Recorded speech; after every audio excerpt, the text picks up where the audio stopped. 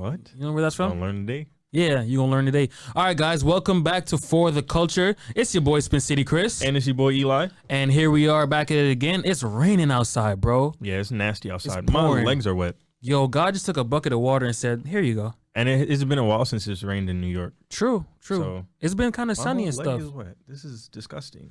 Why am Hey, I man. touching it? I'm gonna stop touching it. So, like we were talking about earlier, Yeah, music. Yeah, Benny the Butcher. Yeah, Benny the Butcher. Just dropped a new album called Burden of Proof. If you got me on Snapchat, you saw I've been posting about it. Yo, I was just telling Eli, like when I give people props, it's because I took my time checking out their full body of work. And like this, if you know me personally, I'm a huge Jay-Z fan. So this is like the blueprint meets 444 meets Reasonable Doubt and just like a sprinkle of the Lokes. And it's phenomenal in my opinion. It's the Lokes or the Locks? The Lokes. I don't know. I call them the Lokes. I call them the Locks. Isn't it LOX though? Yeah, but isn't X is X? Locks. Yes. But I feel like they call themselves the Lokes. The too. Lokes? Yeah. But then that's some gang shit. That's the whole. Oh, they are? I'm pretty sure. Yo, you know what I noticed? You probably saw I posted it with Complex, and they posted Oh, Crips LLC. No, what? Wait, what are you I'm talking about the Pop Smoke thing. Oh, I'm talking about. Okay, I got something for you too. Then. So The talk Pop about your Smoke thing. thing where like a lot of people just post like they'll be like woo back or something like that. Oh yeah. Woo Back And I'm Wednesday. Like, I don't think You guys know what this means? I don't think you know that. That's some like you'll get shot for saying that. Exactly. Definitely jumped. 100% shot. If you telling someone to woo back at you, that's basically like you telling them to affirm that they're woo. And people think it's cool. Like, yeah, bro. Like, no, bro. Yo, you go to Canarsie and they gonna like, they gonna press you. The playground, the jungle. Okay. Yeah, I mean, and I'm pretty sure there's like kids in like Pennsylvania, Ohio, Who be saying that for sure? and they probably swear they're him. But Like they don't even people don't think it's a gang. No, they think, So it's, they like think it's him. It's like a movement thing. Or they think it's a part of his name, like Pop Smoke. Oh, no. No, you will get killed, murdered. If you live in New York, you understand. Yeah. And I just 100%. look at it like, because you have famous pages. I live in a Crip neighborhood, so You have you celebrities. will not catch me yelling that outside. I stay away from all those. I'm Christian. That's the only C I'm throwing up. Okay. But you'll see a whole bunch of people, celebrities and all that stuff posting woo, and it's like, Celebrities be doing it? what? They should know better. Especially when he died. Okay, I can understand that because like it was like at its peak then, so I can understand But how I people make got lost in it. I would just rest in peace, Pop Smoke. The little blue heart, Little blue heart. and let's leave it at that. I'm not risking it because I know people. And who then the probably know meme pages, people. the meme page be having me weak. They be like, "Woo Back Wednesday." I'm like, Yeah, you don't want to. I wouldn't be In the wrong wouldn't be hood, doing this. you die on that Wednesday. As soon as you start, yeah, woo back Wednesday. Just bullet. Ricky. That's you reacting to bullets. Hit a And you little gone. pop. Yeah, this is the wrong place. No. I wonder if there's other places where like certain terms that we think is like, oh, it's just a term, Oh, or it's made famous by someone actually means like some crazy. We know most of it. For me, it was probably like blood stuff. yeah, like Suwu, but people been saying Suwu since I was in middle school. But I didn't know it was gang stuff until. But there was actual Bloods in my middle school though, so that's why they, Yeah. they were saying that and nobody said anything. Yeah, I think we had all of them in my school. That makes perfect sense because my middle school was beefing with a high school. I went to 226 and we had beef with John Adams for the 3 years I went there. Why is that okay? I don't know. I don't Like know. the middle Then school kids, we gonna fuck them up. There'd be fights on the Q7. I hated the Q7 bus. Oh my God. Oh my God, I hated that bus. So many fights. You know how hard it is when you're like 12 years old and you just finish a full day of classes. Then you get on the bus, you swipe your little green metro car, and then you turn around and you got a duck. Blunt smoke. You got a duck from a swing coming at you that's not even meant for you. It's meant for the guy standing behind you. Oh nah, he like anybody could get it. Anybody You'll could Pop, get it. and he'll still go. He won't even check on like, oh my bad, bro. It's Pop. Oh, wrong Pop. It's like, bro, you can at least look where you aim. Come on. The thing I know, the thing that made me want to be a civilian. I think I was like 7 or 8. Nah, I had to be like 11 to 12. Right, and we're at Kings Plaza Mall. and we're heading home. So we have to get on the bus, and we get on the bus, and like after like 2 stops, a whole bunch of Crips just come on, and like they're all over the bus, bandanaed out, like like as blue as the sky on a sunny day, like just Crip everywhere. And I guess this one guy had a red hoodie on, like a red jacket on. Older guy, probably isn't gangbanging, but they pressed him. And that was the first time I saw someone get pressed. And I was like, you know what? My whole life, I will stay away. Was that a Crip neighborhood? To be honest, I don't even know. Maybe. I mean, for that many of them, yeah. So they would be caught they would be lacking if for them to be pressing other people and it's not a neighborhood they're sanctioned in. Yeah, I'm definitely sure that was probably a Crip and neighborhood. One dude was rolling up a blunt in the corner, and I'm just sitting. I'm 12, okay, so I'm sitting here like, what is going on here? I could tell my mom and my sister is like, yo, let's get off. But after that, I was like, listen, I will stay away from the streets, okay? If that's what they have for me, yelling at people and being loud and that, I was like, nah, this is ghetto. I was like, let me get out of here. Move to Pennsylvania. I don't think that was the gang thing. I think that was just that group's like personality or whatever. Yeah. Because I know people who bang and they're very quiet. Very quiet. That's the shooters, to be honest. The quiet ones are the shooters. That's if you got the one, I'm waving the 60 cal in the air. Yeah, bringing too much but attention. The one sitting in the corner, Takashi, his hands folded like this, just watching everybody, maybe sipping a little something.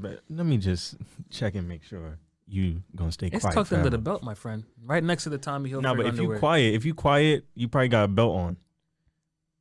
Is that why people don't wear belts? Is it because like it'll be weird on the gun, on the hip, like having the gun on your hip?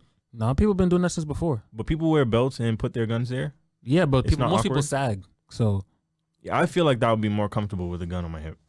Yeah, but they sag, so it kind of works out. Like, you know what I'm saying? With the belt on. Yeah. You never seen people sag just to flex like the MCM belt, but it's like it's like under their crotch. Yeah, definitely seen that. Why do people sag? Let's get off this. Anywho, we could go down this rabbit hole. Speaking of Crips, I don't know if you heard about this, but the Nipsey Hussle estate is suing Crips LLC. First of all, I didn't know Crips had a company. Crips LLC. I didn't know the boys was out here. Maybe like the Hells Angels. What was it called? Limited Liability Corporation, something like that. I didn't know they was out here. They got tax write-offs. How much did the Crips pay in taxes last year? I want to know now. Yo, do you think drills count as tax write-offs? What? Drills. Like the music? No. Like when they spin the block. Oh, that count as a tax. I was super civilian. like the gasoline. That's how you know I'm a civilian. Like they spend money on the gas for the drill, like a screwdriver. Like huh? I'm an oldie. Yeah, they be like, yeah, you just leave him alone. He don't know nothing. Okay. Well, we can clearly. I'd be scared listening to music with my headphones in. Like maybe I shouldn't be listening to this around here, because if I say the words out loud by accident, I don't want to get pressed. Hey man, as long as you don't rap GDK songs out loud, GD songs out loud. I'll just stay away from Momo. I'll sing The Weeknd, Beyonce. You know what 22 Jeezy is? Yeah. You listen to his music? Yeah. Oh shit. I mean, no. I don't. Why did you look at my eyes? My eyes told you not to say yes. I don't. My eyes said say no. To Kirk Franklin and Donnie McClurkin are my favorite artists right now. My favorite artists out: Kirk Franklin, Donnie McClurkin. Yeah, but they just get back to it. They sued him for trademark infringement for the whole the Marathon Continues like line, clothing brand, and everything like that. So apparently the Crips. It's fine. It's hilarious for me to say this in like business dealings. As a whole, the Crips as organization were using the trademark. I think in like merchandising or some kind of promotion. I didn't know they do promotion. Never seen an ad. I think it's the company based in LA though. Oh, okay. I don't think it's New York based. So they're using the catchphrase, and then they started suing them, and I guess this has been ongoing because they said they were back down a couple months ago, and now they're back up at it, and they started doing it right after he got shot. Like I want to see Crips retaliate in court, but like the legal way. Like how does that go down? What do you mean? Like in lawyers, like if a lawyer, in lawyer terms. Are you imagining a lawyer with a bandana around his neck right now? I'm imagining a lawyer with a bandana, and I'm imagining like how and teardrop tattoos. How aggravated they get. Like, do they get angry and lash out at the court? The Crip lawyer? Like, my bad, Your Honor. It's just my crazy bad? in here. My bad. My cad. My cad, Your Honor. I'm just joking with you. I think that's the one word they probably let it go. I think there's some people like where just like, sounds too weird. Where they're like, some of them are like, just say it. Just say the word. We understand where you're coming from your heart. But then there's some people who's like, nah, I can't say anything but C's. If I do, oh, like the ride or die kind? Yeah. Like where everything is C, or they do the K's. The K's piss me off. I hate when somebody texts me on Snap and like their name is like Big AB and it's like the letter you know them talking about the letter blocks? Yeah. And then there's like mad, like I don't know where they find the letters with the like, you know when you're writing Spanish and there's the little squiggly line over some of the letters? Oh, okay, yeah. They find those kind of like lettering, but for text, I'm like, what keyboard are you using? Yo, speaking of keyboards, you know Cam Newton and how he types on Instagram? Nah. If you go and look at like a Cam Newton post right now, the way he types is like, how do you have the time to do this? Like every character is like opposite of normal. He probably has someone managing his social media because he has 5 million followers. Nah, I think he.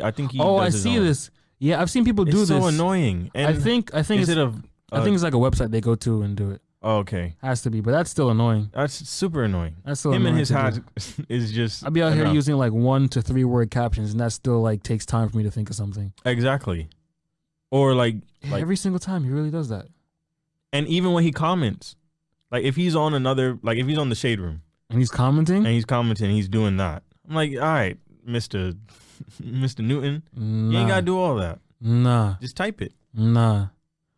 Doesn't he still have COVID? Or didn't he just get COVID? He just got COVID last week. They canceled the season, right? Something like that because he had COVID. For the Patriots.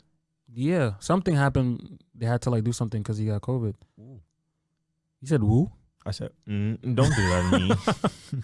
Nah, I'm pissed with you, but yeah, he got COVID and then I think they canceled the season or they postponed something. No, they think they were gonna play a game that day, and they postponed the game, something like that. And then they had to get the whole team tested. I think somebody else had it. How about them Giants? We don't talk about them. I haven't since Odell left. I haven't watched a Giants game. I haven't really been caring about the team, to be honest. I'm tired of them. Last week, right? I'm gonna say it like this, and it's gonna sound bad, but we broke Dallas's QB1. We broke his ankle, right? Oh, he was running, tackle, and he got tackled, and he fell wrong or something. Like the guy's knee fell into like the back. Nah, the side of his ankle. Oh, and popped it. I'm angry at myself for saying I had perfect positioning, but perfect. He got him. He was on the sideline like, yes. And they're like, yo, why would you? Like, yes, I told him. So after that, you would think that with their number one quarterback, we would be able to win a game with their number one quarterback gone. Out of the picture, the whole team's devastated. Right. Their morale They're is down. bringing in the backup. Who's not that great. And he is an NFL caliber, Andy Dalton. So he played on the Cincinnati Bengals. Andy Dalton's on the Cowboys now? See, I haven't been keeping He's their back. I didn't know that until he came in the game. I was like, Andy Dalton? I would say he's on the Bengals still. Oh, okay. Right.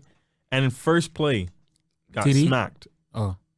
He got sacked for 5 yards, but then after that, I was just like, come on, man. Just went crazy? Come on. Like, y'all really just let this man come in here and dog y'all like that? The spirit of Dak Prescott just transferred to... Nah, they were eating for him. They were like, nah, we're going to win this game for him. You could tell just by when Ezekiel scored his first touchdown and the way he threw that ball into the floor, I was like, yeah, we might as well just give him the game. Yo, what happened to the G-Men, though? Yo, all that energy, like... It's been too... And we're going to... Like, I don't feel like we're going to win until I have, my kids are 8.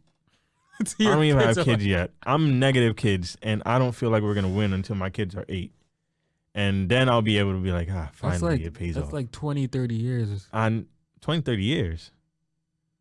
When 8? Probably I've been saying 25, so let's go with 25. Okay. If everything's okay. That's like 10, 15 years. Exactly. 10, 15 years of just losses back to back. Even Miami lost. Oh, Miami lost.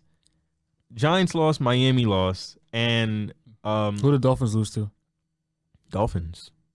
What? I don't pay attention to anybody else, but Giants. Really. Miami.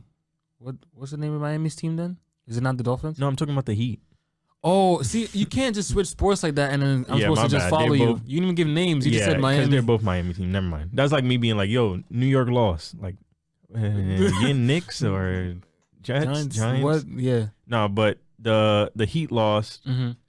And UFC, I'm a big fan of UFC. Okay. And one of my favorite fighters, I forgot his name, but he got got kicked so hard in his face. Mm. I mean, like a roundhouse or just straight up roundhouse. Mm. So that momentum. They were facing each other like this, mm-hmm.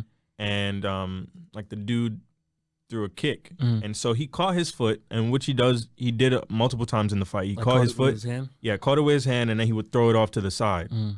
So when he caught it this time, and he was holding it for a little bit, dude spun around. Oh, again? Spun around, so you would be going this way, so your leg's going this way. So his right leg is up. So no, left leg. So his left leg is up. Yeah, left leg. He has left leg. So his left leg is up. He spins around. So he spins to his right and catches him. And kicks him like right here. Oh, Lord. Dude goes, eyes rolls back. Sleep. He is asleep. And falls and hits the mat and bounces his head. I'm like, sleep. This is the only guy I was picking throughout the whole thing. I didn't know anybody who was fighting. Sleep. So I was like, oh, this is my guy. I didn't know the guy he was fighting either. So I was like, easy win. Sleeping Beauty. What? Second round knockout. And that went viral. Of course. Everyone was just looking at it like, yo, that was some Mortal Kombat. The Ronda Rousey? Oh, Ronda Rousey was a beast. I want her to come back, but she's never coming back. Whatever. She could stay where she's at. She's in wrestling. In wrestling? Yeah. Like WWE? Yeah. Really? Mm-hmm. So she's like, I think she's pregnant now. Okay. But she was definitely doing wrestling, and that's interesting. I've grown out of that. Yeah. It won't be cool until I have kids again. Like, that's crazy. It was cool when I was a kid, and I'm not gonna be able to watch wrestling, like sit there and be serious until like I have kids and they want to watch it, and I'm like, all right, whatever. I haven't watched wrestling. It's been a while. That used to be the thing for me though. Friday nights, Monday nights. I used to get so mad when my mom would be like, turn that TV off now. No, I used to just watch football. Main event is coming up. Turn it off now. Gotta go to bed. You watch football all the time? Mm-hmm. Well, when I moved to the U.S., yeah, but back home I used to watch WWE. But it was the only like interesting thing on late night. So yeah, it was either that or a movie I'd already seen. Definitely. Wrestling was like, that was it. They would go to like 11 o'clock. Yeah. My mom would be like, yeah, you can stay up. I'd be like, I could stay up. Friday nights, it was turn the TV off. And it would be main event. They would have like the Undertaker versus like Edge. My gosh. And I'd be like, yo, this is gonna be amazing. Keep the TV down, like quiet. And the Holy Ghost would just walk her in that room. Like, turn it off. Like, You tried it. You tried it. And we just tried to turn it back on. But yeah, that's that. Oh my Lord. What were we talking about? We were talking about the Crips LLC. We talked about Crips. That's crazy though. So what happened with the LLC? Did they? What? I think they're still like in like a legal battle over it. I don't think Nipsey's estate has won it yet, but it's like, okay, hold Objection, on. My bad. Wait, I gotta read this now. This is from Billboard.com. They said, we also wanted to dispel the misconception that there is some form of dispute that Crips LLC or Tia Hollis, I don't know who that is, are in any way connected with any of the many Crip gangs throughout LA.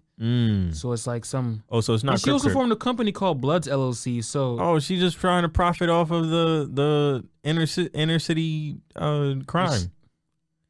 She said they're not connected with any of the Crip gangs. What? Or the Blood gangs. Now you gonna have some. You just made them call Crips LLC. you gonna have Bloods some ops. LLC? There's some Crips and Bloods reading the newspaper right now. Like, they're doing what we doing, but they're Crip. So like they're gonna be able to actually react. Hey, cuz, give me that address. Like, yo, why would you you thought you was slick? Let me see that address. Slick. Because no one's gonna look at it and be like, "Who's the owner of this?" They're just gonna be like, "What? Okay, pass the paperwork along." Nah, Billboard said her name, her full government. Ooh. Tia Hollis, whoever you are, I'd run, sister. I'd hide. I'd be.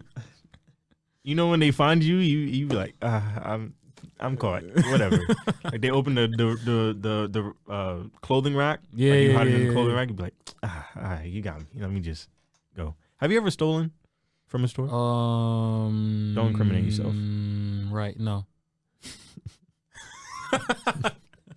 That was everything. He went through all the stores for the past 18, 19 years and was like, that store I did take from there. I'm just wiping my eye. I don't know what. Then he was like, no, about. I plead the fifth.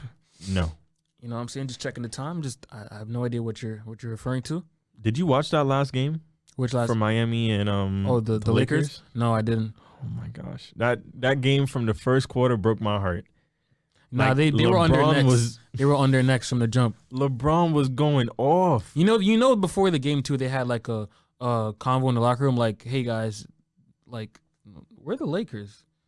They're the Heat." Like why, that would have hurt my I would have been if they would have showed us that, I'd have been like, he's right. It's that reminder, like the Heat definitely put up a fight, but you gotta remember at the end of the day, this is the Los Angeles Lakers. Because LeBron was like, we should have won that game. This is LeBron James and Anthony Davis. And Anthony Davis just signed back on. This is a well-oiled machine. The Heat is trying to go chemistry. For Giannis. The Heat is trying to go for Giannis. But you think Giannis gonna leave the Bucks like that though? Did the Bucks go to play Lakers? All right, you right. No, they didn't. You right. Maybe he has some roots there that might hold him down. Exactly. But the fact that his little brother just got a ring before him, gotta sting. And you know he's flexing it. Gotta sting. He's FaceTiming him soon as the championship rings come in. What'd you say? You said something about basketball? He's like, hey, Giannis, I thought you was talking about basketball and who's good and who's not in this family. Oh, man. Like, yo, he's probably just showing off like that. Like, yo, can you pass my ring real quick? Nah. Well, they didn't what if they set bet? What if they set bets? And it was like, all right, if I win. It wasn't money, though. It has to be something like. It has to be like something to torture you. Yeah. Like, you got to call me champ for the rest of the year. Like, that'll be enough of motivation. He would be like, you got to text me every morning. You're the best. And that's hard. Or you got to, like, something that'll just irk you. Like, maybe you get him, like, a championship ring, but it's not real. A faux championship ring? Yeah, it's like you got to wear it. No. Like real fake. Oh, so like gold plated. Yeah, so you could feel that like it's not the real thing. Just to torture you. You gotta wear torture. It. That is torture. That's torture. That's torture. But that'll probably make him go. If he comes to Miami, it's gonna be a fight for the East. Because that's Brooklyn. That's Jimmy KD Butler, and Hero. KD, Kyrie. Wait, what position does Giannis play? Small forward or center? You just go ahead and go to Google. I think he plays small forward. Or I could be wrong. Giannis Antetokounmpo. I remember when I first learned how to say his name. I was like, yeah, I'm never letting this go. What's his position? We keep hitting the mics today, yo. I just banged my finger and that hurt. Suck up the pain. I should type in position. It doesn't tell you right away? I hope they don't put no AO shit. Giannis Antetokounmpo position. I'm like, hey, power forward. Power forward. Okay, power forward. And what is Bam Adebayo? Yeah, because that's who would be. Bam. Yeah, I think he's center. Damn, that's too crazy, big man. Yeah, he's a center. Okay, that's still so too who's crazy. Our power forward? Miami Heat. Is it? I forgot his name. Is it Iggy? Yo, I forgot. Jay Crowder. Oh yeah, get him out of here. I forgot Iggy. Bring Giannis. Iguodala Iggy came over. Yeah, I played for the Heat. Like that completely slipped my mind. And I saw him one of the games. I was like, Iguodala. You sure you're the right game, bro? Yeah, he was Warriors. Yeah, I didn't even know. I was like, what team was he on last? Cleveland. Couldn't really remember. No, it was the Warriors. I think he did his thing. He did play for Cleveland though, didn't he? At some point in his career, like early on. Or maybe I'm bugging. I don't know. I feel like he was at Cleveland. Danny Green got his retribution. Yo. Can't talk nothing. Can't say nothing to that man. And he was missing shots at the beginning of the game. And they were Miami was building houses in the game before. Bro, Miami he was building houses, okay? Miami was so bad at rebounding. Like, how many bricks you need? 16? Copy. They were so bad at rebounding that they would just rebound the ball. Lakers would rebound the ball, give it back to Danny Green. He would miss again, rebound it. Like, nah, we gonna do this till you get it right, bro. And as soon as he hit, you know when you take you and your friends take it like your little brother to the court, exactly, like, shoot that shit out the air. Like, no, you practice. Like, he always want to play with us. No, smacking, blocking the shots, all that stuff, treating them like kids. Yo. I was like, yeah, let me save my sanity and turn this off. I can't live with this. LeBron and the Lakers dominated Miami in that last for sure. round. Foot in their neck the whole game. The whole game. At the beginning, I'm not going to do this to myself. Not just going to sit there and watch this happen. Yo, the group chats went crazy after the Lakers won, man. All the shit talkers just like oh yeah. All the Miami Heat. Well, they just disappeared. Oh yeah, I fell back because I knew from the beginning of the game. I was like, yeah, let me fall back. As like those first 2 minutes, you were like, I'm a Jimmy Butler fan. Not I pull away all my ties. Your story all the time. Like, listen, Jimmy. Even like Butler. During the regular season, you were posting that like just in case. I need people to know, like, yo, this is the team, because they love to be like, oh, you're on the bandwagon. No, I've been here since Chicago. Okay, but I'm only here for this guy. Like, as soon as he leaves Miami, he's like, all right, bye, Miami. Well, he still get a haircut now. Oh yeah. And he was doing that coffee stuff where he was making like $20, $30 off a cup of coffee. $20, $30 off a cup of coffee. They say he had the best coffee in the bubble. But how much was he charging? $50? Who you gonna go to? Who and else? it's NBA players. Ain't no Starbucks. NBA players too. Like they can. I saw the way that they were giving, like how they were doing food deliveries. Basically, they brought in caterers, and had them there 24/7. But they couldn't. Basically, they cut the bubble in half, and they couldn't cross over to the hotels. So they had like delivery guys? And then the delivery guy, so he would leave from, say this is A, this is B. He would leave from A, go to a checkpoint, hand off. Like relay? Bro, he couldn't even drive all the way to there. Nah, like, that's it crazy. Has to, and I'm like, what? But they had no positive cases though. No positive cases, and that's why you can't do that with football unless they go arena football. But they're not going to want to do that. No. I actually don't mind how football is running right now. If they can get it to where it's healthy, I don't mind them not having any fans. Because they have private team jets. Yeah. So they have to worry about that. And I thought they had those bracelets on though. Bracelets for what? Like it can tell you if you've been in contact with someone who's had COVID? Yeah. How? I guess based off of like, I think majority of the people have to have them. They had them in the bubble. And basically, because they do it with the phones too, where if you have COVID, you can fill out something. I know, like Citizen has an app or something, and it lets you know if people around you have it. Yeah, so it's like that, but on your wrist. So I guess like you like registered on the band, and then like when your band is near someone else's, then it like changes color or something. I don't know, maybe it vibrates or something. That's crazy. Yeah, technology. Wow, it's wicked. But yeah, so if they could figure out a way to make it safe, I love how football's running. Actually, I didn't watch any football last year. And so this is the first year where I'm actually watching football and stuff like that. So, I mean, it's interesting. It's fun. Kansas City shit. Kansas City shits.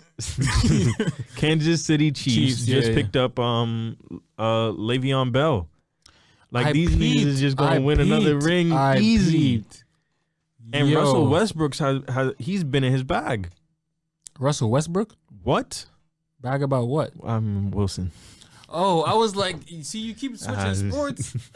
I'm getting old. And don't let a brother know. This is like, I don't know. 10 years from now, it's probably just going. I'm gonna be like Kevin Brady, Kevin Brady, LeBron Jackson. No, LeBron Ronaldo, and people gonna be like, "What is he talking about?" I'm just mix everything up. Chris, what is his name from the show For the Culture, the thing. Like, I'm just things is mixing and crossing over with each other. LeBron, Ronaldo, Jackson.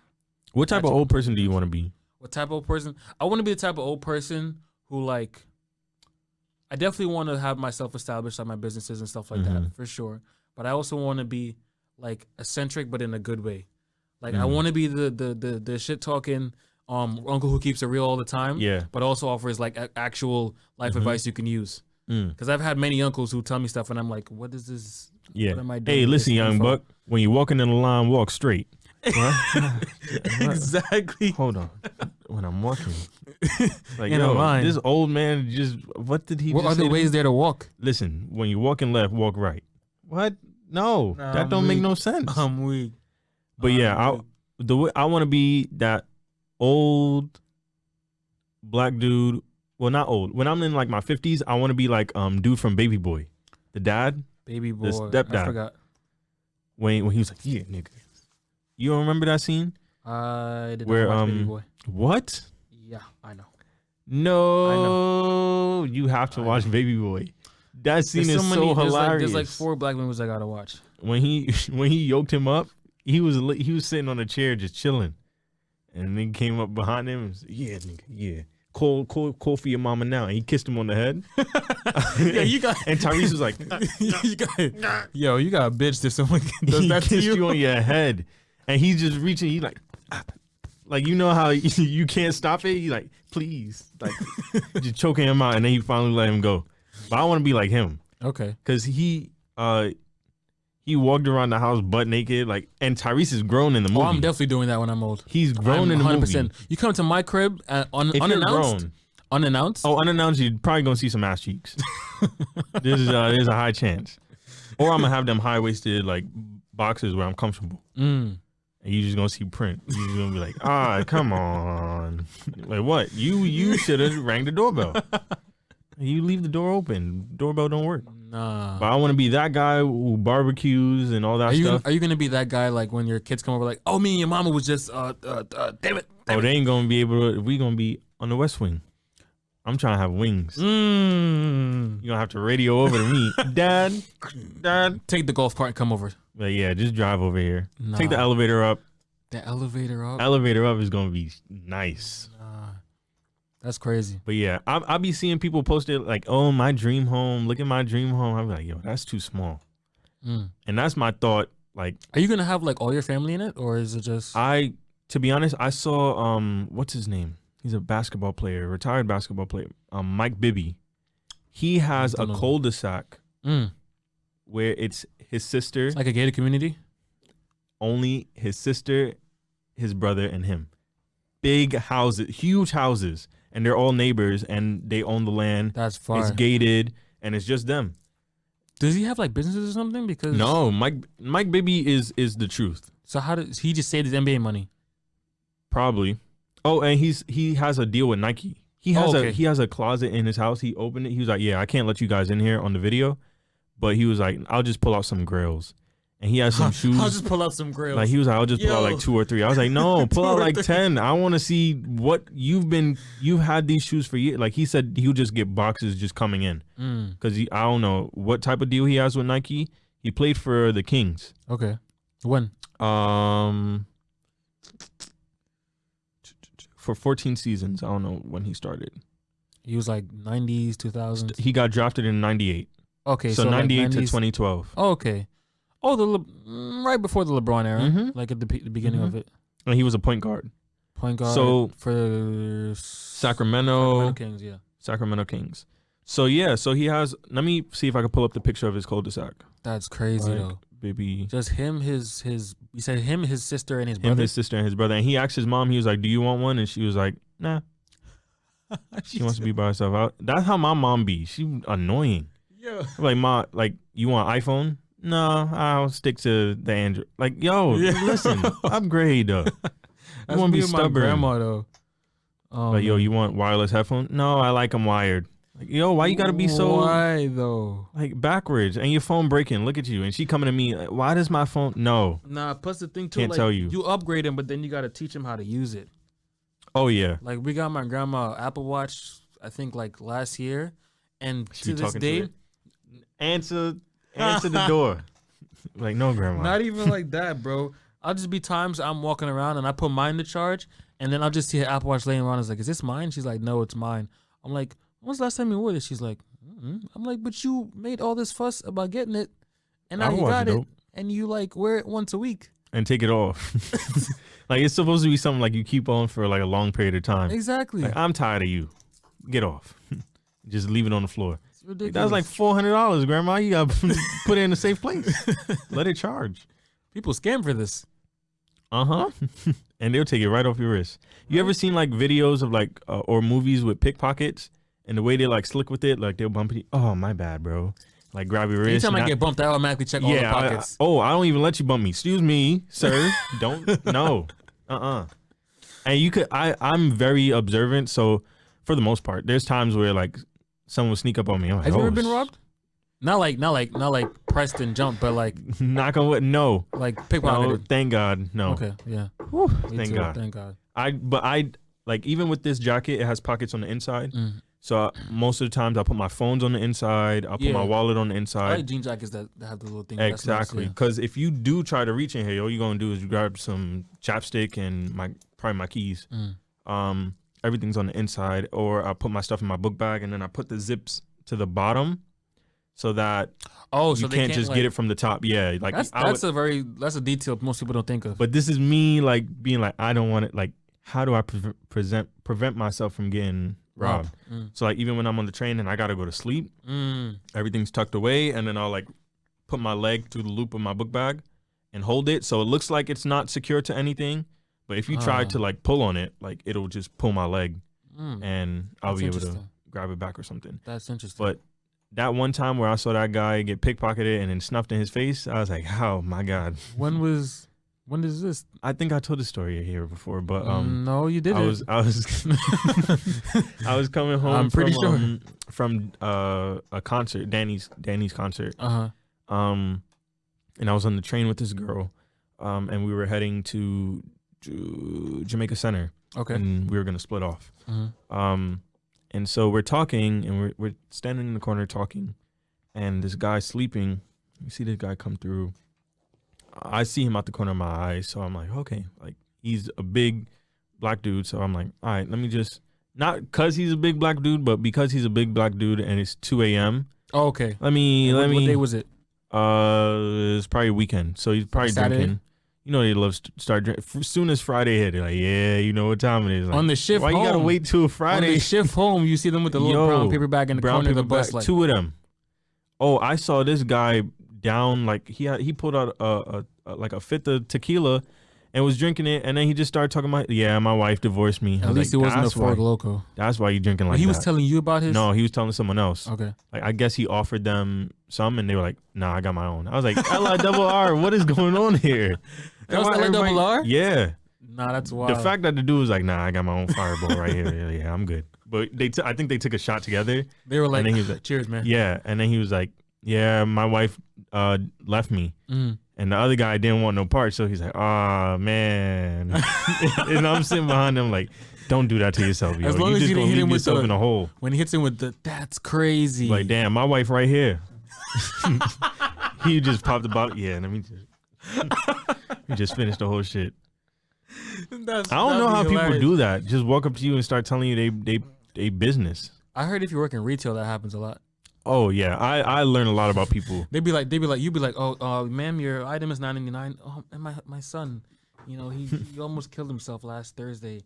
You want to pay cash or card? Yeah, cash or card, because time. Like, we close in. I clock off in like 5 minutes. Yo, there's people who will come into the store like late, and we'd be like, hey, won't be able to get everything done today because we're about to close.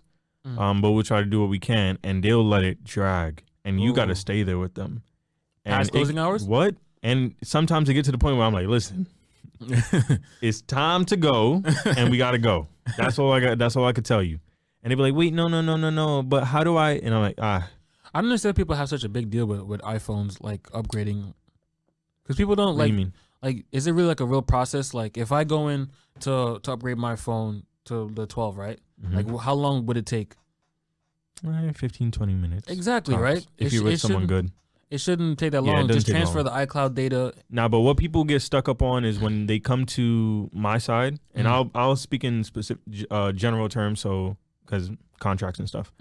When they come to my side, what they'll come in and I'll fix their problem in like 2 minutes, and the wait doesn't add up to the fix.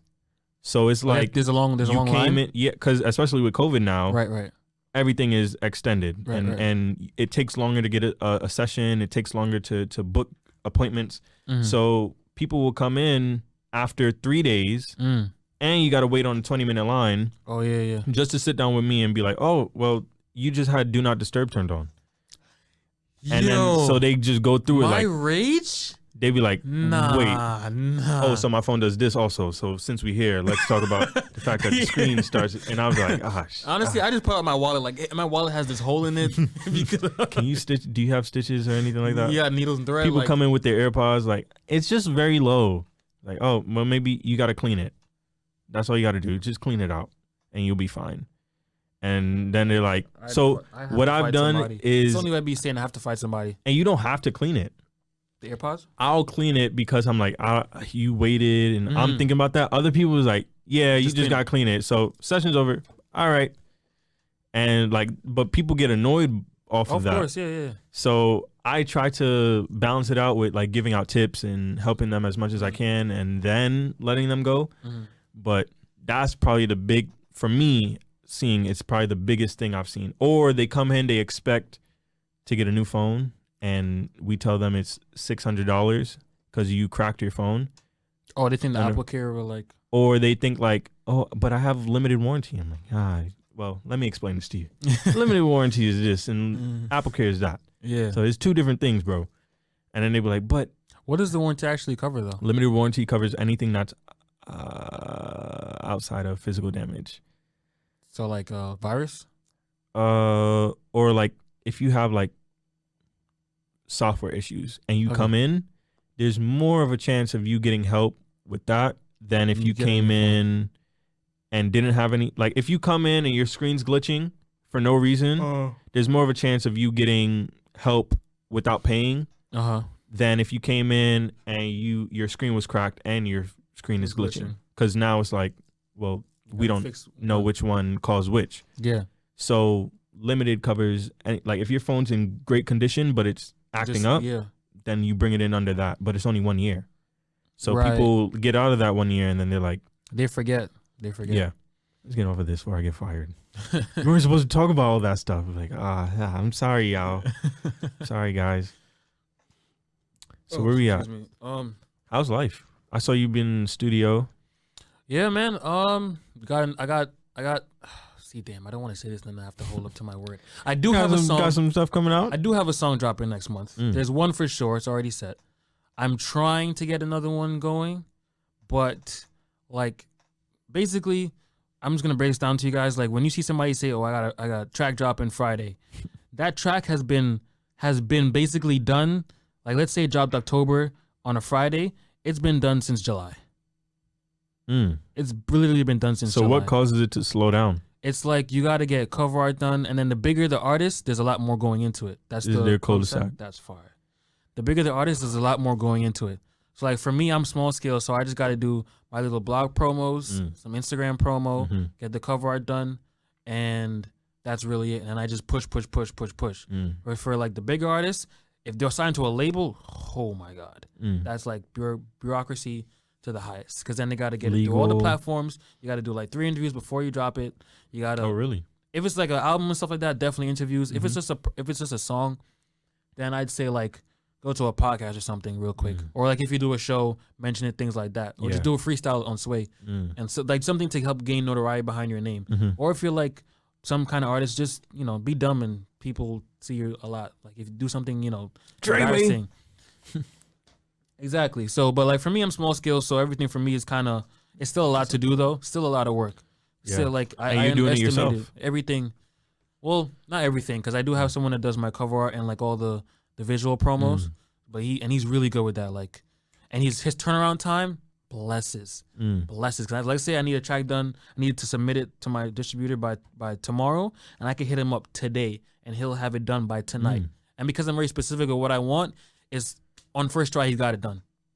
So, and those are the people we got to keep around. Well, for sure. Because the way I look at my relationships with people is I don't look at it right now. I look at it in 30, 35 well, not 30, 35. When I'm 30, 35, 40. I was like 35 years. I added it up. I was like, God damn, that's a long time. You're going to be 60, bro. 60, and I'm like, hey, can you do me a favor? Like, no. When I'm in my 30s, 40s, I don't plan on getting to a level of like where I can say full success until I'm in my 30s. I'm not beating myself up to be successful in my 20s. I do have a goal for 25. I mean, it is a big goal, but I'm shooting for the sun. Oh. If I land on stars, I'm fine. Right? So that's how I'm looking at that. Even though the goal is still firm, I know that like if I don't reach that goal, I'm still doing good. Like if the goal is to reach 1 million and I land on 500K, that's not bad at all. I'm not complaining. We still I just gotta work. We just gotta do some more work. Yeah. So I look at all the relationships that I build, even this, like Lord knows what happens down the line. But the fact that we did this together, like if you come to me and say, hey, Eli, can I use your platform if I'm doing something? Or if you have something and I can reach out to you, I'm thinking about building these relationships for down the line. Right. 100%. So when you meet someone who can get you cover art within 24 hours, you got to take care of them. When and you visual promo too. I know that stuff is not easy. Because I remember one time I wanted to tweak something. No, not even that. Like he sent me like the thing, the visual promo for the song. And I was like, bro, I just want to tweak this one thing. He's like, why didn't you tell me? It's going to take another 4 hours for me to render it and send it to you. I was like, damn, you're right, but please, can you do it? He did it. He did it anyway, but I was like, wow. Good people. You got to have good people around you. Yeah. And even sometimes when I look at people who I look up to, like DJ Envy is someone who I've been looking at when it comes to real estate, or just even his lifestyle. The fact that he's who he is just based off of being a DJ and a radio personality, not really any other like things. Like he's not a doctor, he's not a lawyer, but it's not a rapper. I feel like those are the best positions to make it from, if that makes sense. Yeah. Like once you're well known in those spaces, it's very easy to branch out. Yeah. Very easy to branch out because you can relate to a lot of different fields. Like of course you can't be a doctor, but like let's say you want to go into the management of music space. Well, you already know how concerts and promotion work. You already know how media entertainment works. You already know how making the actual music works. So like managing artists is not going to be. It's not going to be hard. A giant leap. It'll be a skip. You know what I'm saying? Yeah, you're kind of used to it already. Exactly. But those people, I look at them and when they take a picture with someone and they're like, yo, shout out to this guy, known him for 15, 20 years. And that person is dripped out in Louis and they got a Rolls Royce, but I don't know them. That's the type of money like I like. Yeah, the quiet billionaires. I don't know you, but you're rich. Quiet billionaires. When I see the Rolls Royce drive past, like, I look in the car, rich, but we've never heard of you. I've never heard of you, and I look in the car and I can't like, who is that guy or who is that girl? That's what motivates me because it's like, oh, I can be that and not disturb anybody around me. The fact that there's someone in this world who doesn't know about me, but I'm a millionaire. Another thing too, people say like, "Oh, what happened to the quiet millionaires?" That's the whole point. They're quiet. Yeah, like stay quiet. Exactly. And staying quiet because I saw a post. I don't know, because whenever I see those captions and they say like from Lil Baby or something like that, I'm like, I don't know if Lil Baby actually said that. Like, I'll show you. Is it like one of those pictures of them? It's like some really. It's just quote? A caption of what they said. And then it'll say their name and it'll be a picture of them. So like this. Yeah. I hate those. Yeah. I hate those. But what is said is facts. It says, I just saved, it was basically, they were asking him about what he does with his money. And he was like, I just saved my money, man. I don't even try to enjoy it like these other rappers. They having fun and they lit, but they gonna be broke later on. I be saving, I be chilling. It feels good to know I got it. But it feel better to know I'm gonna keep it too. And that's facts. The thing that I pointed out, because the argument I have with my friends all the time is like, when I get my money, I want to enjoy it as much as possible. Right? I'm not gonna be that guy who's like, oh, well, let me wear a polo button up, because I didn't come from money. So I'm gonna have to be ignorant and let my kids pick up for my slack. But I'm gonna have to get the chain and be like, I shouldn't have got this. I'm gonna have to buy all the sneakers. I'm gonna have to, because I really came from dirt poor. Once I reach there, I've never been able to do all this stuff. I'm not gonna do it stupidly. There's even millionaires who do this, where if they make $2 million, 500,000 is theirs. The rest goes into wherever it has to go to, taxes, all that stuff. This 500,000, you could throw it in someone's face. You could buy something, whatever you want to do. This is your reward for all that hard work you put in. That's how I look at it. So if I make $3 million, $1 million, and that's, if I'm making $3 million, that $2 million is not being messed with by me. It's going back into business. It's going back into all that stuff. But this reinvestments and stocks and stuff like that, taxes and all that stuff, because you know they're gonna tax the hell out of you. Yeah. But this $1 million, I'm gonna get my house. I'm gonna go on vacation. I'm gonna buy what I want. That's hard. I'm gonna make sure my kids are good. That's hard. And that's how I look at it. And with my friends, the argument we always have is they look at it as get rich and just ball. No, don't. They look at it as like shut it down. Like I don't need Gucci. And I understand that, but you come from a different background than those people who can say that. Yeah. Like this is your culture. I understand that makes sense. That makes sense too. But my feeling is like, people always say, "Oh, don't when you get all your money, don't spend it on designer clothes and stuff." But why? No one ever tells this to the white guy that makes a 2, 3, 5 million a year, and he has that Hermes belt on. He wears a Hermes polo, and no one says anything. He's wearing right now costs $250. Because low key, it feels right. Yeah, like, it feels like he deserves it. Not even that he deserves it. Like it makes sense that someone like him would have it on. Yeah. And then you see someone like me that's like, why are you wasting all your money? I'm doing the same thing he is. Same thing he's doing. He has a more expensive car than me. Exactly. I just have a BMW M Series, and you think that's me spending all my money. He has the 60K deluxe version. Exactly. He sent it to shops and all that stuff. But when it comes to me, I just want, I gotta be comfortable. If I'm gonna work that hard to be making millions, because it's not easy work. People look at it as like, oh well, these people are just people are just giving them money. Like it's hard work to build a business. It's hard work to build Amazon. It's hard work to build Apple. It's hard work to build all these companies, and you got to maintain it. And the simplest thing too, the not just the networking, but like the cohesion. So like, I have a friend of mine, right, Carl. He's the head of Cinelife, the CEO of the company, right? And he knows so many people, and I feel like his greatest skill, like when I'm watching how he's moving, he's working and stuff, because I look up to him. Like he's older, and I see a lot of things he does. I'm like, I want to do stuff like this in the future. It's the keeping people together, keeping people connected, and then like linking up the right people. That's like a skill people overlook so much. Yeah, like putting the right person with this in front of the right person, and you put them together, and then it's like gems are made. That's amazing. People forget that part all the time. Yeah, even like with music too. Like when you're creating your album, people forget like the arrangement is so important too, because that pulls into the entire story. If that's not done properly, then it just feels like, oh, I just made a bunch of songs and put them together. Exactly. Having someone who can make those connections for you, and that's something that I want to bridge out into more.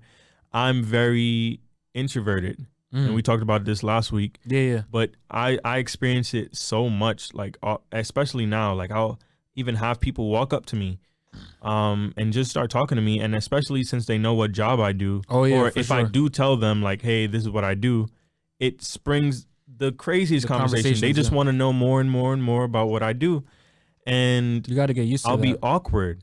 Like it's awkward for me, and I'm trying to break out of that. I'm going to look and see if I can find some stuff that can help me in those situations, but it's super awkward for me. Even today I was at my doctor, and she's just being bubbly and normal, but for me, I don't know, like it's awkward for me to either give that energy back out, or I don't know what I'm supposed to be doing in that moment. Like what's the right thing to do? What's the right feeling, or do I put a joke here? Oh, okay. Especially with people I don't know. Yeah. The conversations always are short. They're always the same thing. Small talk. Always to the point. If you it's closed-ended questions, or even if you ask me an open-ended question, I'll probably give you like a sentence and that'll be it. So I want to work on getting out of that and talking to people. I seriously don't know that much people, and it's all because I don't know how to, like, that initial interaction. you weigh it in your head like crazy. So like if I'm coming up to you and I know and I just want to talk to you because I know you're a businessman and there's some information I can get from you, the things that I'll tell myself in my head will stop me from making that initial connection. And so that's something I got to work out of. But I understand the power of networking because for sure. You could literally meet someone who knows someone, and now you're on TV or something like that. Your whole life has changed. Your whole life has changed. All you have to do is meet someone who really likes you. And there's some people you meet and they like you and you're like, what? Yeah, it's like you like me? Yeah, they're like, oh my gosh, like you sure? I'm pretty sure we'll run into people where they'll see For the Culture and they'll be like, yo, I can see how it could be this and that, and like we'll just sit there like are you okay? Like we're thinking big, but to see someone from the outside looking and like you actually believe in this too. Yeah, makes you go, oh, okay, like well then we actually have something. Yeah. But yeah, when it comes to getting those connections, definitely that's something I appreciate about you too, because like the amount of people I see you connected with, like I don't think inspires the right word, but it makes me want to grow that with myself also, because there's people who oh yeah, he's a producer, he's a rapper, he's a musician, he's a photographer, he's a videographer, and I've even come to you and asked you for some people. Yeah. But the fact that you have that wealth of connections already, and you're just starting and you're gonna grow it further and further. I do give credit to that though, to WBNB Radio. That was like the jumpstart platform. Yeah. Because there would be people who were in the station, it'd be people who used to be, who were just affiliated, and then from there, and like you just gotta be, I don't know how to say this, like be yourself. Yeah. But also you gotta be aware of like how people are talking to each other, I guess, in this point in time. Like conversations in 2009 are not the same as conversations in 2020. Oh yeah. So there's certain words you can't say. Oh, for certain sure. jokes you can't say. So as long as you keep it respectful and like, like leave it to like situational humor and just like, be honest. Cause like people always try to flex and do all that stuff. You don't know who that person knows, or you don't know what circle that person's tapped into. So you could be like let's say like I'm an artist. So let's say I would go to someone, I'm capping like, yo, I got a million streams on this song, 2 million that song. But let's say they work for Spotify. Yeah. Then they go home like, let me search them up. Like, yo, you're a liar. You're a liar, and then now they're not gonna work with me. Yeah, they don't want to mess with you. Connect with me. But then I come to like, honestly, like, hey man, I'm underground. I got a couple hundred. Some people know me. Some people know me. You know what I'm saying? And they're like, oh. Or even if you talk to them, but you're not talking to them just to get something out of it. It's just honest, like, genuine. Because there's so many people I meet, and I don't tell them I have a podcast until we start talking. And they're like, what do you do? And even though I tell them like what I actually do, and then I'll say I'm a drummer, I might not even touch on the fact that I have a podcast, because it's not that I don't want to talk about it. I love doing For the Culture and I love talking about it, but we haven't gotten there yet in the conversation. If I bring that up right now, it's, what am I bringing it up for? Like that, I feel like we could get to the point where we can talk about it. Like, okay, well, what are some of your hobbies? Well, I have a podcast. And when people hear that, especially when you don't throw it at them their face, first, they're like, oh, well, like, how did you do that? What is it about? What do you do? Can I follow it? And I've had a whole bunch of those interactions just off of the fact that I'll bring it up, but when it's right. There's a lot of when it's right, feeling it out. Feel it out. Yeah, feel it out. Because then also timing, you never know. Like, especially when I was at WBNB, there'd be a lot of times we were talking about stuff, and when you, like, you don't. There's no like how do I say this? There's no like super spy plan, like in 30 seconds this person walks in the room, so then I say that word to talk about, like, it's none of that. Yeah. You just happen to say it and somebody else walks in and they're like, oh, and then they join in. Yeah. And it turns into, then now you guys are cool. Then you follow your social media, whatever, then you are connected, then they have a pop-up shop coming up, or they have a showcase coming up, or they have this, and they're like, hey, you do photography, right? You know what I'm saying? We already have somebody, but I like your work. Yeah. Let's bring somebody new to the table. A lot of that nepotism and favoritism, Kev on stage talks about it a lot. He said, I'm only putting my people on. If I know you, and that's how I feel too. That's why I try to drag some of my friends into different fields. My boy Nash. If I'm going somewhere and I'm like, bro, pull up. You don't even do it yet, but come. And this one person, if they listen and they know who they are, does not. I don't think they get it yet. I don't think. And even though I'm 21, I don't want to sound like an old head. But it's definitely stuff that you learn. 100% clear. We have old head tendencies. We can let it slide. All right, I can talk to them. I can talk to them the way I want to. Listen, youngins. All right. Listen, youngins. So when those opportunities pop up, you have to jump on them. Even if you've never had any experience with them, because you can't look at that exact moment. There's been so many odd jobs that I've done that I can either see how it'll benefit me in the future, or I can see it benefiting me at that moment. I've been a teacher. I'm registered with the Board of Education. Like, I can go teach. I've worked behind the scenes in the school where I was doing all the cleaning up and stuff like that. I've worked in a factory. I've painted houses before. Like, all those little odd things that you think are. And those were all jobs where I could have said, no, I don't want it. Another thing that'll teach you too, there's like weird situational principles. There's like certain concepts, certain principles that you only get from that job. Yeah. Like, only situations in that job will teach you that thing. Exactly. And then you can apply it to other things, but you wouldn't know it unless you did that job. Unless you were in that moment and you realize. That's why like, there's even been people, we don't need people to do certain things like hair and makeup. But if you feel like you're about to go into the hair and makeup field and you need someone to work on and you want to figure it out, and we can help you. If you can cut hair well, what's the word?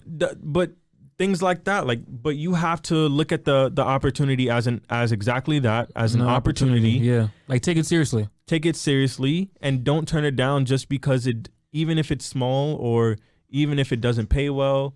There is so much you'll learn from that experience outside of or there's people you'll meet. And then think about it too.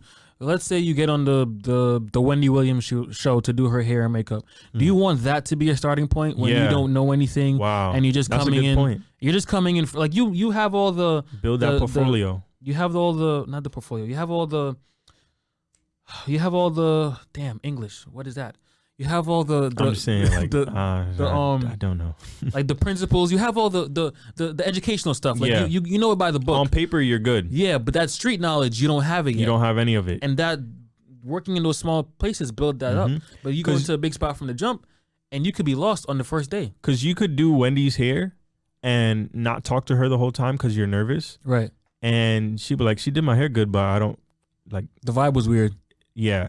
Or she might not even say don't bring her back, but she would just be like, okay, yeah, she did my hair good.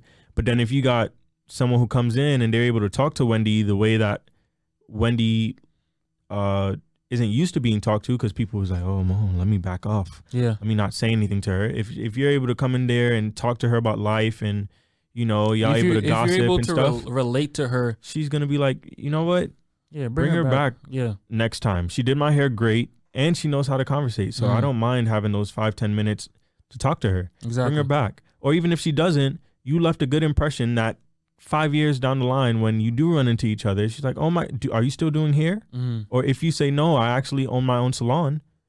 Okay, well, I'll shout your salon out on my show. That's awesome. I'm so happy. But those interactions, you have to play it out in your head way farther than at that moment. And never, unless it's like clear from the jumper, this is like a business type meeting, like they're gaining profits and you're gaining like ownership or whatever. Never go into those conversations looking to use people. Oh yeah. Just be 100% genuine. And also, if you guys don't click, you don't click. Yeah, you don't have to stay around. Don't force it. Don't say, well, they know this person, so I have to be friends with them. No. Because that's how you end up getting abused. Not just that, you'll hate it. Or abusing yourself. You'll hate it. Yeah. And when you hate something, you cannot be your best at it. Exactly. So you'll always be mad. You'll always be upset for no reason. I've definitely been in that situation where I hated where I was for like at least two, 3 times. And I had to make that decision, and I had to make that decision at that moment. Like, hey, yeah, we're done. It's not working out. This is not working out. We're done. But once you get to that point where you tell yourself that, that's the first battle, because now you know that, all right, now it's my time to start working my way out of here. If it's me just going in and saying, yo, I can't be here, this is my last day, or if it's, hey, let me back out of the relationship slowly. Oh, I can't make it on Thursdays anymore. I can't make it on Sundays either anymore. Is that okay?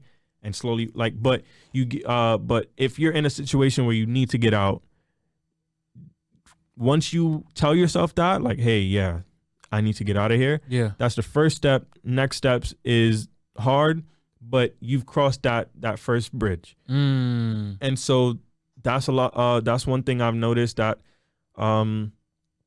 people have trouble with. I have trouble with it too. Is even attached to that is saying no. Saying no. Yeah. Like, because you can be with someone and have a great relationship and be building the best thing ever, but then they want to go down one path, you want to go down the other path, and you have to exercise no in that moment. Or even if I heard this story about Oprah where she realized that she hadn't been telling people no, really. She'd been a yes man. She had just been saying yes, like people will call her, and she was getting tired of it. Like, especially we hear it a lot with rich people and their families. Like, you get on, now everybody's calling you, hey, you remember me from when you was young? Like, so she was having a lot of those issues. So I guess someone who she was talking to was telling her to exercise her no.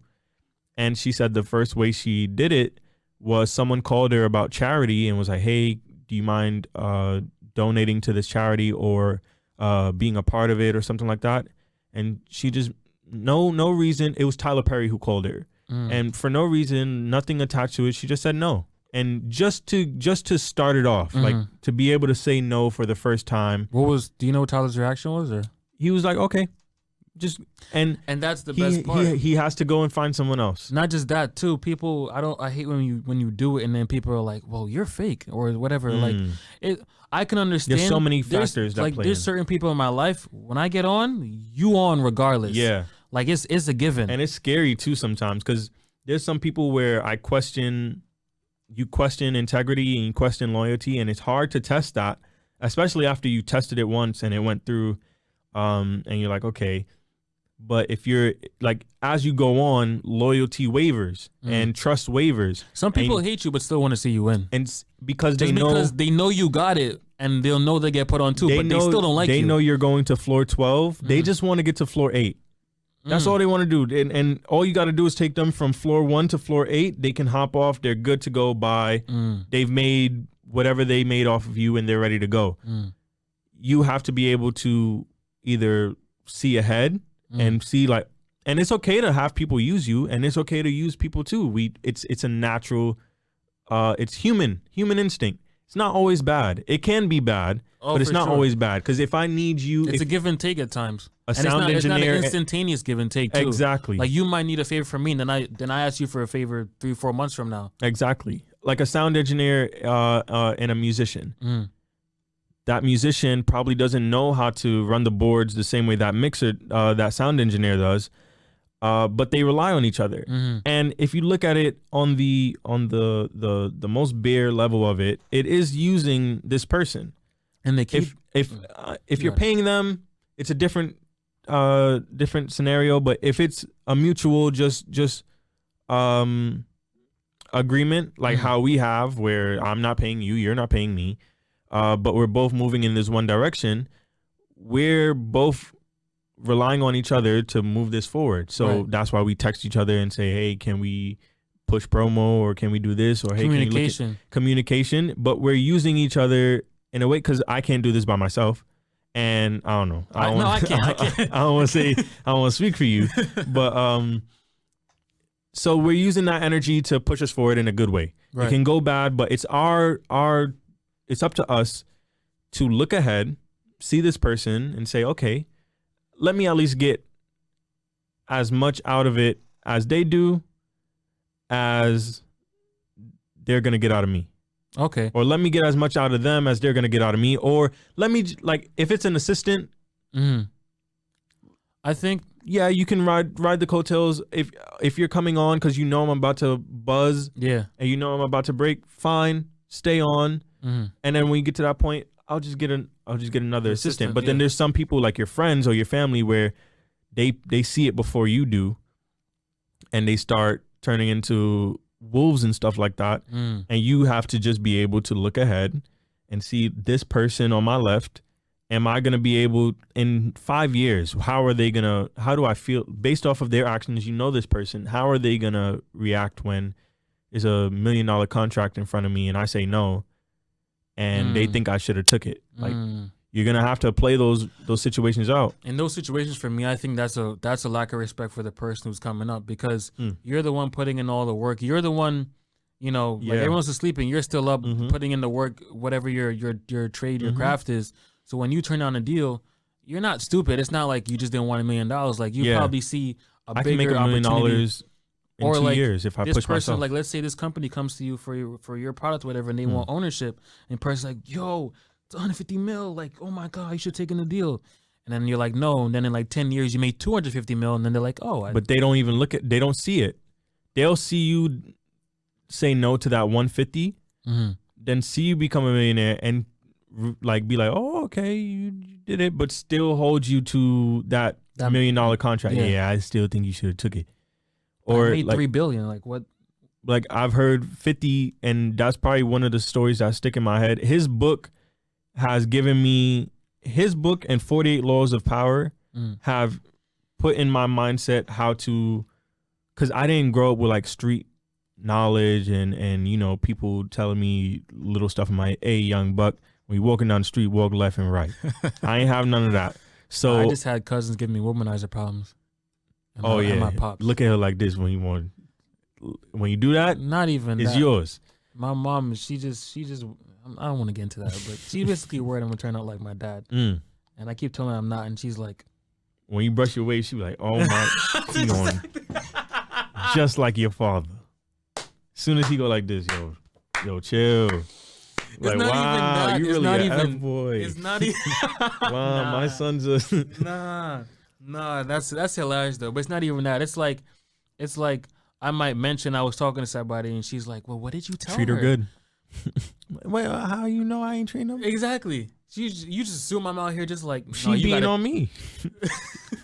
She being on me, Mom. I can't tell you that, but I'm in pain. My ribs hurt. Nah, these New York girls will beat you Anyone down. Who went through domestic violence, I'm not laughing at you. Yeah, we're not laughing at you. But damn, they'll beat you down in New York, and they'll talk to you like this, just like this, same voice. Yo, what you said, my guy? They got the Pop Smoke voice. Are you dumb? And you just got like hearing them on the phone is like, yo, hello, oh, sir, wrong number. Now you got to be like, yo, put your sister on. Put your sister on the phone. This is her. Stop playing. Put your sister on the phone. She's like, dummy, it's me. I'm like, yo, my guy. Yo, you watching the game tonight? Like, yo, I can't do this. We'll talk tomorrow. I could just call the bros if I wanted to hear when you clear your throat. Cause go take a halls. And it's a lot of girls who sound like that in New York. Just deep voice. Or the girls you want to talk to sound like that? No? No. You don't know girls like that? I do, but I don't. Actually, no, I don't talk to girls that sound like that. That's I don't weird. Talk to them either. I'll be like, sir, you can stay over there. I've never. It's not like I was trying to avoid them. Now I think about it, none of them have ever been like that. I prefer like your voice being higher than mine. Really? I don't. You don't pay attention. I don't care if it's higher than mine. I just want you. I like. Be girly. Well, not girly. Not even but girly, but like. Because New York girls are not girly. No, like they're a little tomboyish, but that's tomboyish. Expected. OD. But they'll wear your same fit.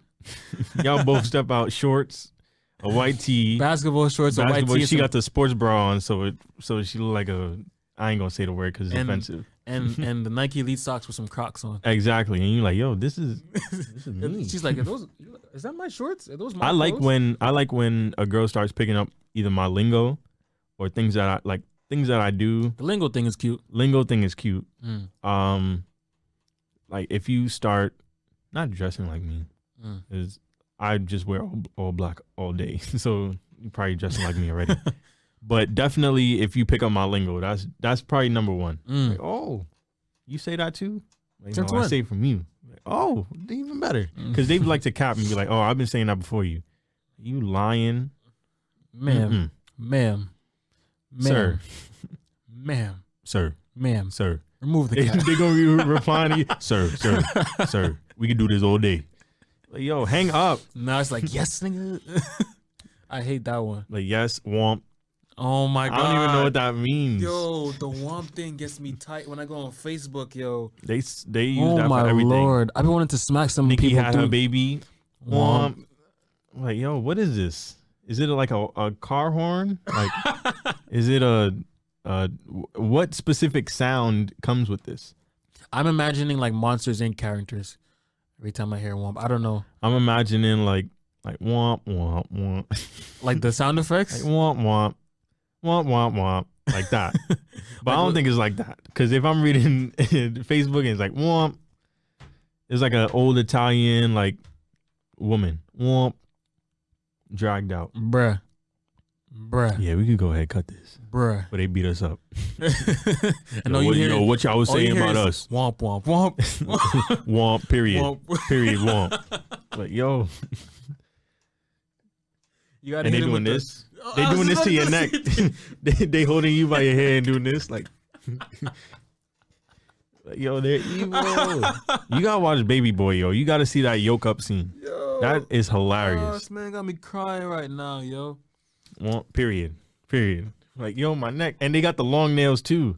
They love their long nails. Cut your whole neck up. All right. Back to what we were saying. We was talking about. We was giving a game. Yeah. Giving our game. But the key to all that stuff we were talking about. I don't listen respect. to myself. Yeah, I'm respect. the opposite.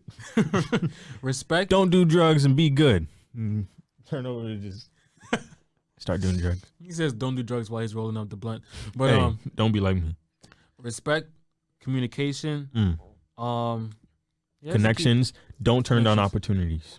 facts. That's Because a big thing. you might not even like it at the time, or you might not be interested in it at the time, but then you do it and you're like, you know what? I could see myself doing this. When I had to do construction with my stepfather for like 2-3 months, Mm-hmm. I hated every day of it.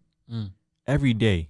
But there are certain things that I haven't done yet, like maybe when I'm in my house and I have to build something or I want to fix something, that I learned from being in there with him on those days that I will be able to pull on.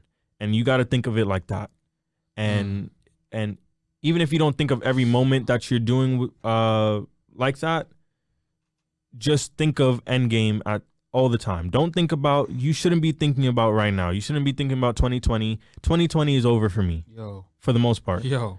2021 is right around the corner. We're like, whatever I'm working on, I'm already booking it for next year. Like, I don't even want to focus on 2020 anymore. Facts. But then again, my mind's also You also at gotta be 25. Oh, okay. You also got to be present. But I'm at 25. I'm thinking about 25-year-old me and how can I set 25-year-old me up for success. I'm also thinking about 30-year-old me. And you got to just keep on thinking like that, because if you focus on you right now, that's all you're going to get is right now. The $10 you got in your pocket that for today, that's all you're going to have if you focus on yourself. You also got to remember, like, I feel like mindfulness is 100%. But I don't want to speak for you, but at least for me, I'm at the I wouldn't say this is the dirt stage. This is more of like the making sure the plant doesn't die stage. Yeah. Like I'm Definitely. watering it and trying to give it sunlight and stuff every day and Definitely right conditions and all that stuff and the growth period. Well, I'm in. So for the culture, we're definitely in that. Please grow, like just keep growing. Other businesses that I have and I want to do, I still got to drop the seed in the ground. But I've also made sure that the ground this is some old head. I made sure the ground was fertile before I put the seed in the ground. Pastor. Speak pastor. But I have a notebook. Written out in it is the whole business plan. If you stole that from me, you would be able to run my business exactly you put it in a like notebook? me. Well, it's scribble scrabble. You wouldn't be able to. I'll be reading it like, okay, so the price, the studio, what? Let me just write it all over. Why don't you put it in your notes? I like writing it down because it feels a little bit more concrete. Yeah. Okay. And it's in my workflow. Like it's easy for me. Like, okay, let me. I turn to like a crackhead. I'll be like, all right, let me look up this. But what about this? And I'm just going. I haven't written something since high school. And that's how I was. And then I was like, nah, let me write this out physically, make it plain. Like with like a pen and pen. Like a pen and You paper. just write your name, be like, that's how you write a C? I type, like, everything for me is type now. Everything is I type, like typing everything too. is voice, everything is like touch and all that stuff. Like just the stuff I work with, it's just how it is. Yeah, there's no need for writing really. Yeah. But it is good. They say that when you take notes, when you're listening, you're not paying full attention. When you're listening and paying attention, your focus grows more. And then when you're listening, paying attention, and taking notes, like you remember stuff for a longer period of time. So with that, especially with my business, this is something I really care about. I was like, let me write everything out the way I want it. And so now I have the skeleton to it so that I can literally jumpstart this thing today. It's just, I mean, the big issue is money and time and people's schedules, but I could jumpstart it today because I know exactly what needs to be done. So prepare, if you're building something, make it plain. Have it written out to the point where if someone asks you a question about how something works, you should be able to answer that.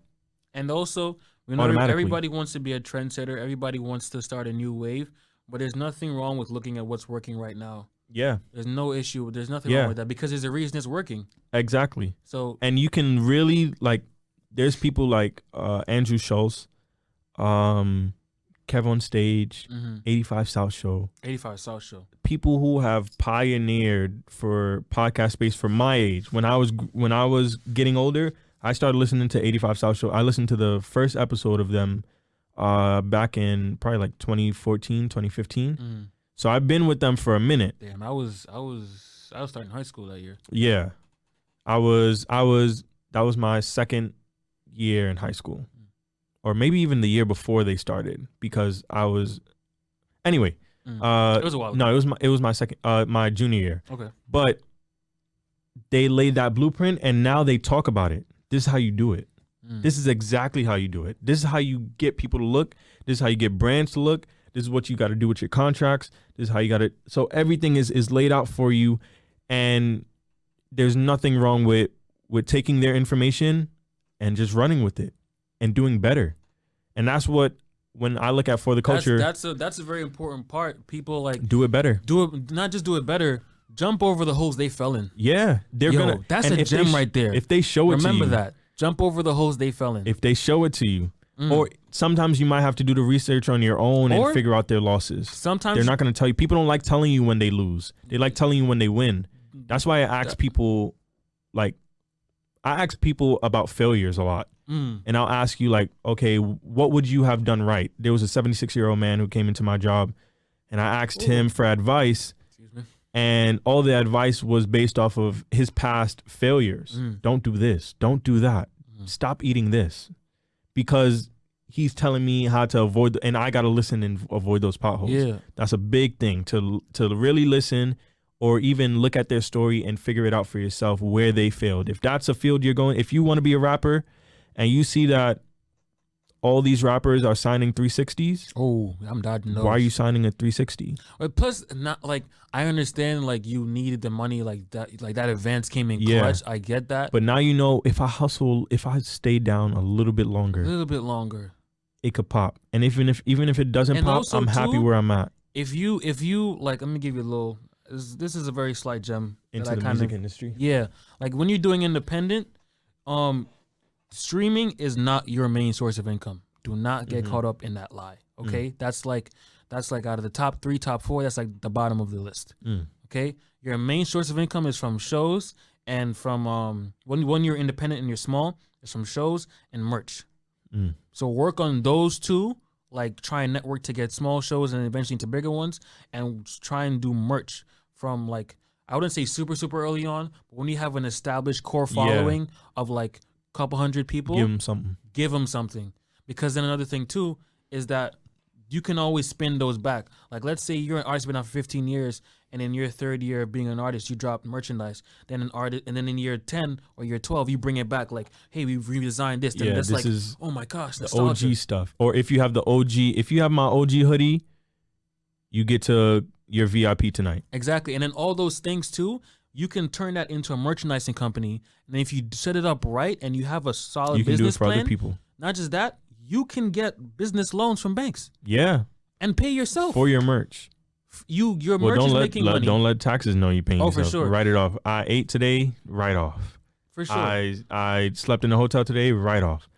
Get in a good accountant. That's something I'm actually looking for, because we're talking about relationships. I'm trying to find a college student who is in accounting, who can explain that type of stuff, because going and getting an accountant for myself right now is out of the picture. I don't have accountant money. But if I know an accountant student who's like, and by the time when we're 30 or 25 and I'm ready to get an accountant, I have my friend over here who's an accountant. I'm going to go do business with him. Or if I have a lawyer, I see what you mean. If I know someone who's studying law, after the episode. Okay, really? Yeah. Do you see what we're talking about? See, and this is why I'm saying that Chris really has those connections, and I'm trying to get there.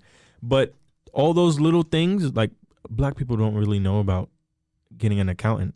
I didn't know about that until I started investing. Black people don't really know that much about investing. All these little things that will help you down the line. By the time, at the end of the day, with me investing solely just off of investments, by the time I'm 30, I'm a millionaire. Just solely off of if I keep on investing the way that I'm doing it right now, every month, putting something in or having my job supplement with stocks from there, by the time I'm 30, I should be a millionaire. So that's backup plan. And that's a really good backup plan. A backup plan is a milli. But you should be looking at life like that. You should definitely be laying all your chips out to the point where you're winning in areas where, like, I'm 21 and I've been broke last 2 weeks, probably like 6-7 times, where I was just like, I ain't got nothing. I ain't got nothing. But I got a whole bunch of money in investments that I can't touch. That hurts a lot right now. I'm 21. That's the you can't buy food. The dedication, the discipline.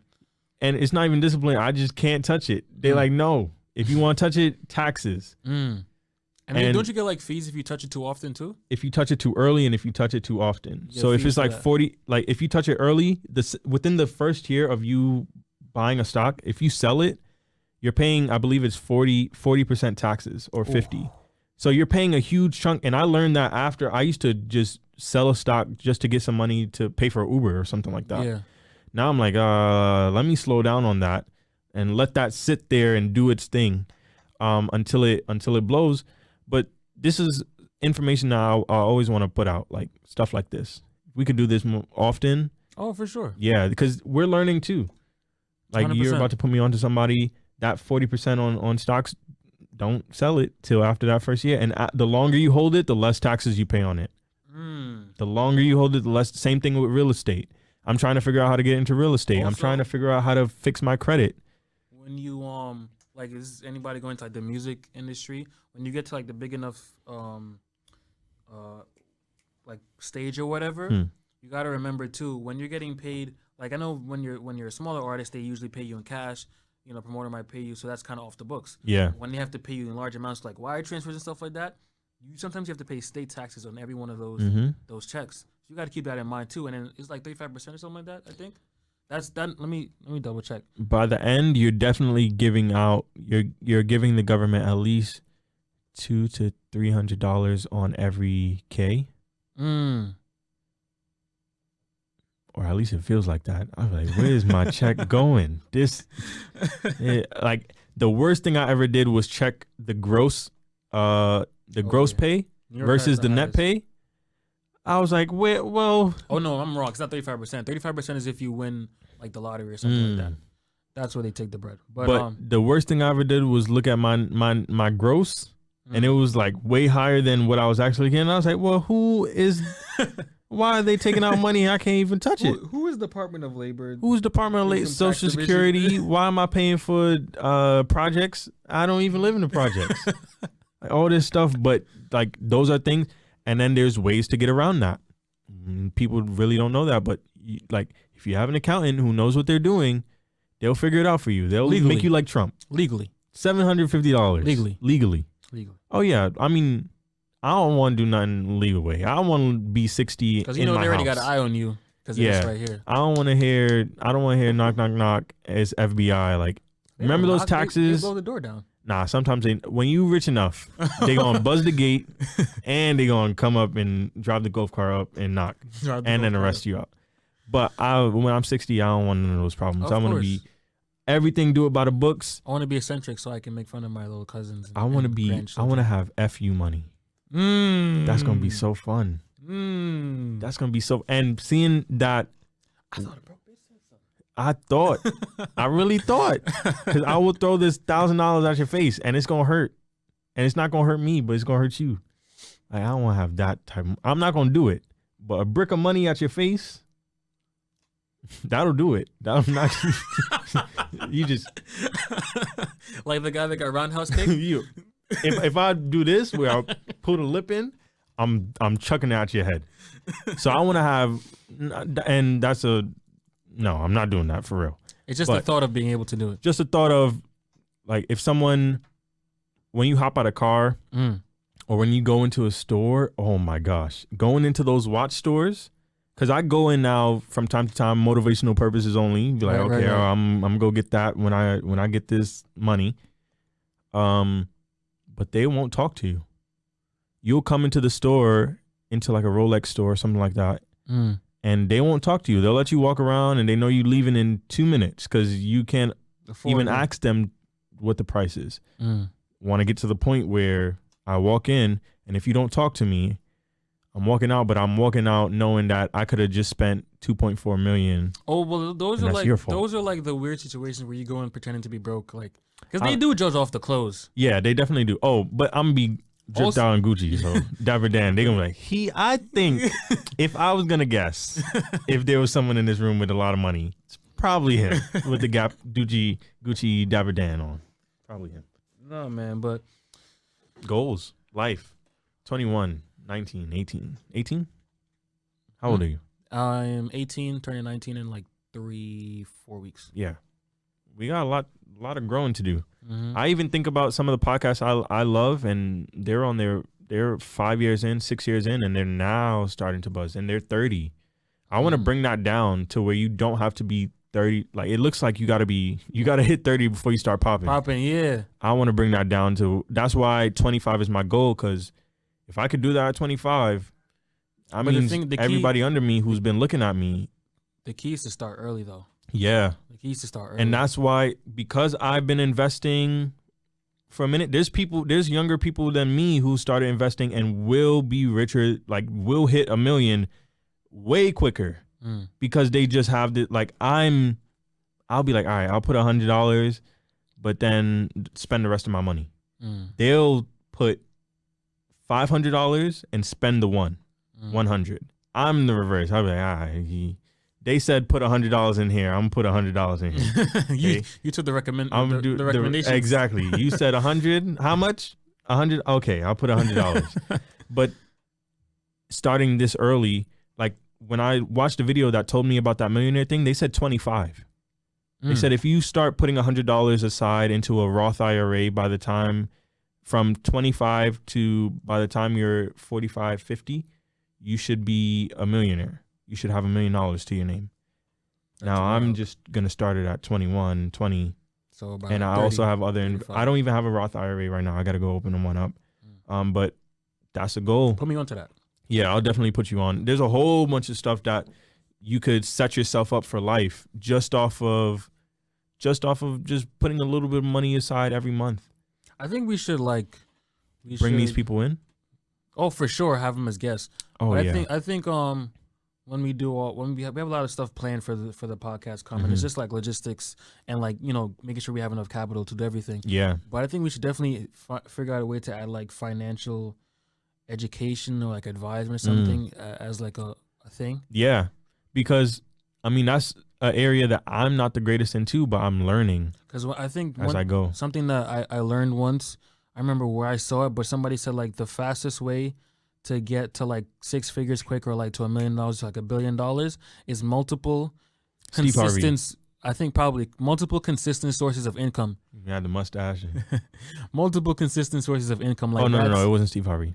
Never mind. Someone else. He said something else though. That's very key though. Like if you have Let's say you have your 9 to 5 job, then you have your side hustle, then you have, let's say you have a skill like photography. Buy a camera. Turn it into money. Learn. Don't just go out there. Yeah, now you don't even take a picture. Nah. And you only taking from exactly like nipple down. Do your research about it, like, but don't force yourself something you don't like. If you actually like taking pictures before, then and you have an eye for it, you now have something that you can market. That's a marketable skill, and that's a what's a special word? Is it a special skill? There's a word for those kinds of things where like you can charge more than minimum wage and it's legal. Like it's not like you're trying to like upcharge or upsell. Like it's completely fine. Or even outside of skills that you have, like talents, go and rake someone's leaves. Facts. Go and rake someone's leaves. I used to be like stack that money and throw it in for my family members and stuff, and they'd be like, "Here's $100, here's 50." I'm like, if I would have, from all the store runs I've done in my life, if I would have just started putting that money aside, I'd be in a better space. I'd have Travis Scott's on my feet right now. I'd be living life. Little things like that you got to think about and 100%. Figure it out. If you could go rake somebody's leaves and hey Miss Shanty, can I rake your leaves for $30 for the hour, or can I shovel your steps for $60 for the day, and I'll just keep coming back and making sure it's clean. Take that money. You can take a little 20 for yourself, because with me, I ain't gonna have this cash come into my hand and I ain't gonna touch it. I'm blessed it first. Of course. All right, this is for me, and then you could put this to wherever it has to go. But make a plan. Don't have a one-sided plan. Also, this is even though this hasn't turned into money for us yet, the plan is to get it where you do something you love, and then at some point it turns into something lucrative. This is the springboard. The springboard. I've done drumming where I wasn't getting paid before I was I started drumming. Facts. And then those love offerings started coming in, and life got a little sweeter. But it started off with passion, and it moved to profit. Hey, shout out. Yo, we have not missed this entire. That's like three of them Johns. Mellow. But yeah, you start out with something that's pure, and it'll turn into profit. This is something we started out pure, and I plan on this becoming $1 million brand. 100%. Easy. 100%. Easy. So you want to leave that there? I think that's a perfect spot to end it. So respect, communication, be genuine with people. Don't force yourself to be friends with anybody you don't actually like mess with. Like like if we weren't doing a podcast, I'd still be friends with Eli. Yeah, we'll still have contact with each other. Exactly. So like it's not social forced. Media, everything. Exactly. If I need a video person, photography, Chris. And that's the best part, because when you naturally have a vibe, when you naturally like what you're doing and you like who you're doing it with. Now I'm not saying you gotta love them. Yeah, you ain't gotta like everybody. But as long as you can respect them, and it's like, you know, there's professionalism, and you guys can see the worth in each other, go for it. You can see the value in it. Like, hey, this person's been doing this for 30 years, but sometimes longevity. Think about longevity. Oh, yeah. It's not overnight. You see people with flashy cars and stuff. Also, when you see rappers with like 30K, they're giving it back. 300,000, $3 million worth of jewelry on them. They're giving it all back. 90% of the time, they don't own it. They don't own it. They're rented. Leasing it. They're renting it. And they will come and take it off their neck in the middle of the party. They will, especially if it says 12:59 p.m. and it's 1 o'clock. Hey, listen, you said you're going to have this back Cinderella time, 12 o'clock, and it's still on your neck. Come here. Exactly. So they don't own it. And those jewelry people will run off on you. Oh, you run in there and I got the bag. I got $5,000. What can you do for me? I give you this little gold chain for $5,000, and they run off on you. Don't do that. Go to Chinatown, find you some good gold. Make sure you test it, and go that route. Be careful. Just be careful. People will use you if you let them. Play the long game. The perfect way. I don't know. Read 48 Laws of Power if you can, and read 50 Cent's last book. It'll change your whole mindset, change the whole way you look at life. I look at life totally different because of 48 Laws of Power. Man. Educate yourself. Reading. I started reading this year. Dude. I don't care if you're a street dude hustling. Educate yourself. You want to be selling dime bags for your whole life? I ain't think so. Nope. I ain't think so. I ain't gonna buy. I want to see you on the same corner when I was 12 and then I'm 22 and you still there. I ain't think so. And it's people who we gonna see like that. I know and it's people like sad. that's what I'm saying. That's why sad. I don't. When want I pull that. up in a Benz and I'm like, "Where's my old friends from when I was younger?" and you're a bum, Shame.